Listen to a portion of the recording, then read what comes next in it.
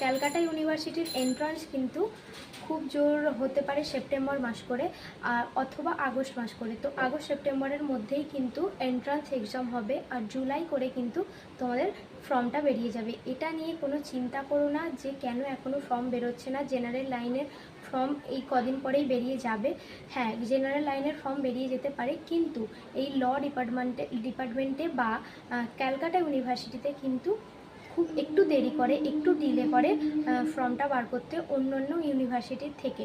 তোমরা অনেকেই ভাববে যে নর্থ বেঙ্গল ইউনিভার্সিটিতে তো মেরিট লিস্ট পাবলিশড হয়ে গেল, আর ক্যালকাটা ইউনিভার্সিটিতে কেন এখনও বেরোচ্ছে না। সেটা নিয়ে ভয়ের কোনো কারণ নেই।